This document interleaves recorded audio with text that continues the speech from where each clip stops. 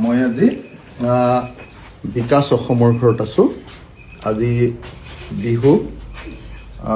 বিহুৰ উৰুকা আজি। এই উৰুকাৰ দিনা এইখন ঘৰ আমাৰ শিৱসাগৰ বিধানসভা সমষ্টিৰ কোঁৱৰপুৰৰ বিখ্যাত কোঁৱৰপুৰ গাঁৱৰ বিকাশ অসমৰ ঘৰ। আৰু এয়া বিকাশ অসমৰ দেউতা। কালি আজি আপোনাক কুকুৰে কামুৰিলে নে কালি? আজি আকৌ দেউতাক মানে কুকুৰে কামুৰিছিলে, গতিকে হস্পিটেললৈ গৈছিলে, এইমাত্ৰ আহিলে। আৰু এয়া বিকাশ অসমৰ মা। মই মাক আজি মোৰ ঘৰত যেনেকৈ বিহুৰ দিনা মাক সেৱা কৰোঁ, যিহেতু বিকাশ নাই সেইকাৰণে মই বিকাশ অসমৰ মাকক অৰ্থাৎ মোৰ মাক এবাৰ সেৱা কৰিবলৈ আহিলোঁ, দেউতাকো সেৱা কৰিবলৈ আহিলোঁ। আৰু বিকাশ অসম সোনকালে মুকলি হওক। এইটো বৰ দুৰ্ভাগ্যজনক ঘটনা যে হিমন্ত বিশ্ব শৰ্মা চৰকাৰে আমাৰ ল'ৰাবিলাকক এনেকৈ অত্যাচাৰ কৰি ইটোৰ পিছত সিটো গোচৰ জাপি দি অসমত প্ৰতিবাদ নাইকিয়া কৰিব খুজিছে। বিকাশক ধৰি নোৱাৰ প্ৰধান কাৰণটোৱে হ'ল বিকাশে জুবিন গাৰ্গৰ ন্যায়ৰ কাৰণে দাবী উত্থাপন কৰিছিলে। আৰু সেই সময়ত হাজাৰ হাজাৰ মানুহে বিকাশক জুবিন গাৰ্গৰ ন্যায়ৰ দাবীটো উত্থাপন কৰোঁতে তাক সমৰ্থন কৰিছিলে। আৰু সেইকাৰণে পুলিচে বুদ্ধি কৰি বিকাশ অসমক আৰু তেওঁলোকৰ মুখ্য সচিব আমাৰ ৰন্তু পানীখনক জেইললৈ প্ৰেৰণ কৰিলে। আৰু প্ৰেৰণ কৰি ইটোৰ পিছত সিটো এতিয়া বিকাশৰ মই পত্নীৰ লগতো তেখেতৰ কথা পাতিলোঁ। মানসী দহোটীয়া মানসীয়ে ক'লে যে বিকাশৰ ওপৰত এতিয়ালৈকে 7টা গোচৰ লগাইছে, তাৰ ভিতৰত এটা গোচৰতহে কেৱল সি বেইল পাইছে, বাকীখিনি গোচৰ এতিয়ালৈকে সি বেইল পোৱা নাই। আমি আশা কৰিছোঁ ফেব্ৰুৱাৰী মাহৰ ভিতৰত বিকাশ ওলাই আহক।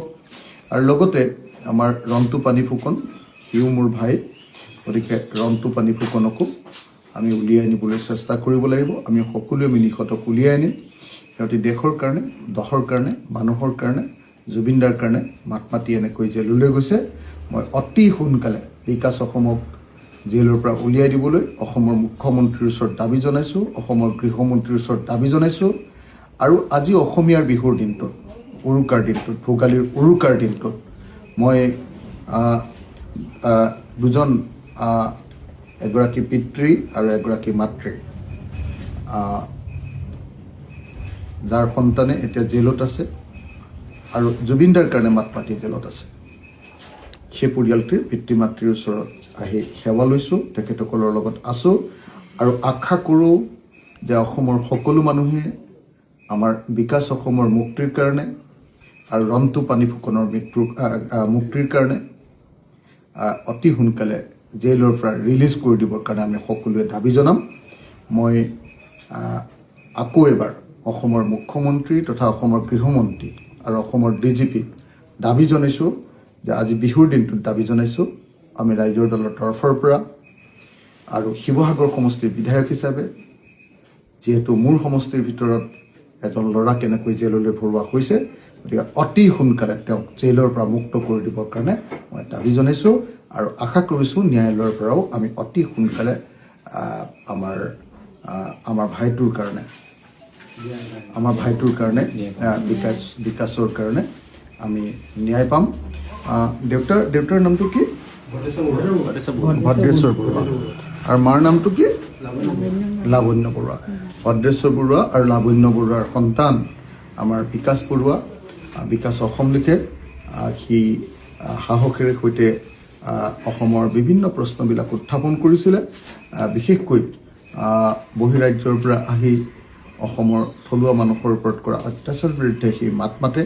গতিকে মই আশা কৰোঁ যে অতি সোনকালে বিকাশে ন্যায় পাব। আমি বিকাশক ন্যায় দিব লাগিব। অসমীয়া মানুহে বিকাশক আমি জেলৰ পৰা উলিয়াই আনিব লাগিব আৰু বিকাশৰ কাৰণে সকলোৱে মাত মাতিব লাগিব। জুবিনদাৰ ন্যায়ৰ কাৰণে মাত মতাৰ কাৰণে আজি বিকাশ এনেকৈ জেলত আছে। গতিকে তাক আমি জেলৰ পৰা উলিয়াই আনিবই লাগিব আৰু লগতে ৰন্তু পানী ফুকনকো আমি জেলৰ পৰা উলিয়াই আনিব লাগিব।